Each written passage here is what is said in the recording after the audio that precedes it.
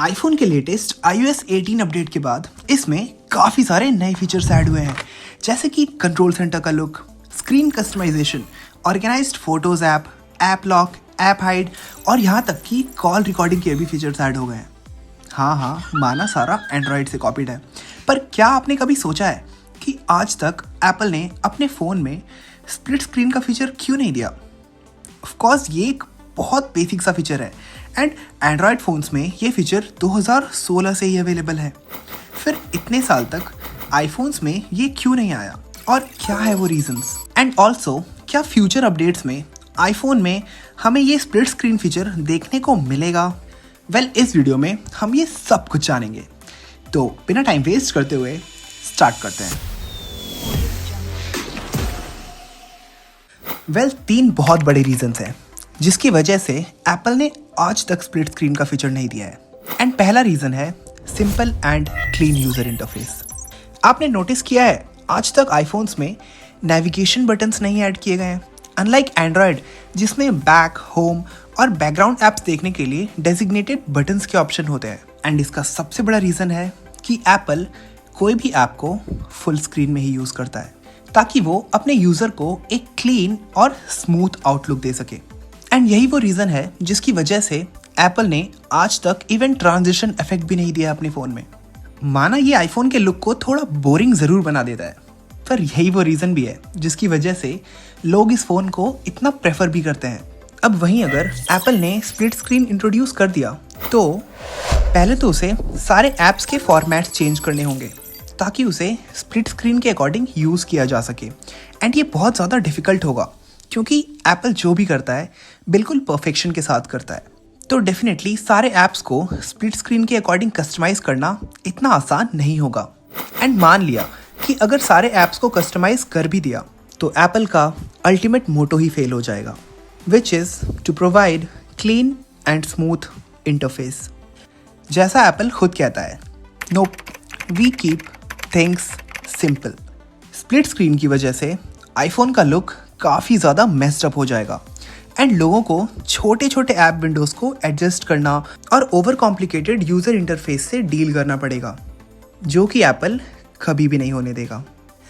Also क्योंकि iPhones को काफ़ी हद तक डिफरेंटली एबल्ड लोगों को ध्यान में रख के बनाया गया है एंड स्प्लिट स्क्रीन उनके लिए भी एक प्रॉब्लम क्रिएट कर सकता है by hindering their easy to use experience. But क्या यही एकमात्र रीज़न है एप्पल का?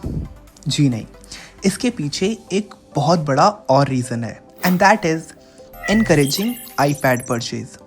एप्पल हमें सिर्फ आईफोन तक ही सीमित नहीं रखना चाहता है एंड वो चाहता है कि हम उसके दूसरे प्रोडक्ट्स भी परचेज करें। वेल, अगर आईफोन में स्प्लिट स्क्रीन और एप्पल पेंसिल का फीचर ऐड हो गया तो आईपैड की सेल ऑलमोस्ट ख़त्म हो जाएगी क्योंकि लोग एक एक्स्ट्रा डिवाइस लेना नहीं प्रेफर करेंगे जब एक ही आईफोन में वो सारा काम हो जाएगा। वेल, ये सच है कि एप्पल अपने आईपैड्स की सेल से हर साल बिलियंस ऑफ डॉलर्स अर्न करता है। सो एप्पल के साइड से ये क्लियर है कि फ़ोन में सिर्फ उतना ही फीचर हो जितना एक फ़ोन में ज़रूरी है।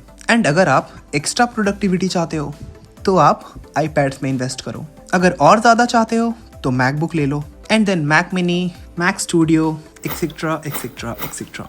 Smart move, right? But wait, एक और बहुत बड़ा रीज़न है जिससे सारे आईफोन यूजर्स कनेक्ट कर पाएंगे and that is battery life.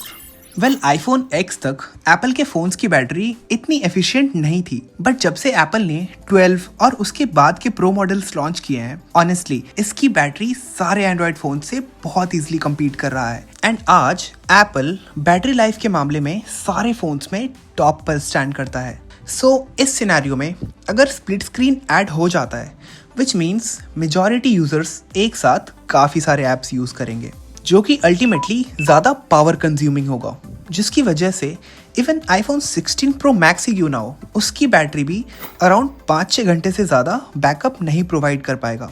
As a result Apple के फ़ोन्स की सेल ऑटोमेटिकली डाउन हो जाएगी एंड लोग इसे छोड़कर ऑटोमेटिकली एंड्रॉयड में स्विच करने लग जाएंगे, जस्ट बिकॉज कोई भी सारा टाइम पावर बैंक नहीं कैरी करना चाहेगा या फिर इवन पावर प्लग के सामने बैठे रहना। वैसे मैं बता दूं, इन द लॉन्ग रन अगर फ़ोन को बहुत ज़्यादा चार्ज किया जाता है तो उसकी कैपेसिटी ऑटोमेटिकली डिक्रीज हो जाती है। आपने नोटिस किया होगा जब भी आप कोई न्यू फ़ोन लेते हैं, इनिशियली उसकी बैटरी लाइफ काफ़ी अच्छी होती है एंड वहीं कुछ साल बाद इसकी लाइफ ऑलमोस्ट हाफ हो जाती है and the only reason is excessive charging. So इन सारे कॉम्प्लिकेशन से बचने के लिए एप्पल अपने आईफोन्स में स्प्लिट स्क्रीन प्रोवाइड करने से पीछे हटता है। बट वेट, फिर एप्पल ने हमें क्या ऑल्टरनेटिव दिया है जिसके थ्रू हम सीमलेसली अपने आईफोन्स में वर्क कर सकें?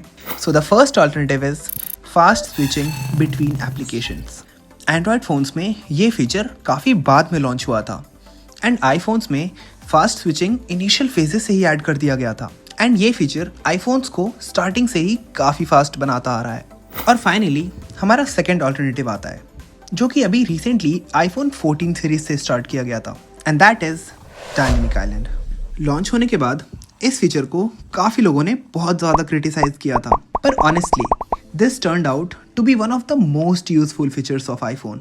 डेली लाइफ में ये किसी भी ऐप के साथ किसी दूसरे ऑल्टरनेटिव को यूज़ करना काफ़ी आसान बना देता है। फॉर एग्जाम्पल, आप मेन स्क्रीन में चाहे कोई भी ऐप यूज़ कर रहे हो एंड साथ में ही म्यूज़िक कंट्रोल करना चाहते हो, या फिर मैप्स, टॉर्च, टाइमर और भी बहुत कुछ, डायनेमिक आइलैंड ये सब आपके लिए बहुत आसान बना देता है एंड ये देखने में भी काफ़ी ज़्यादा प्रीमियम टाइप लगता है।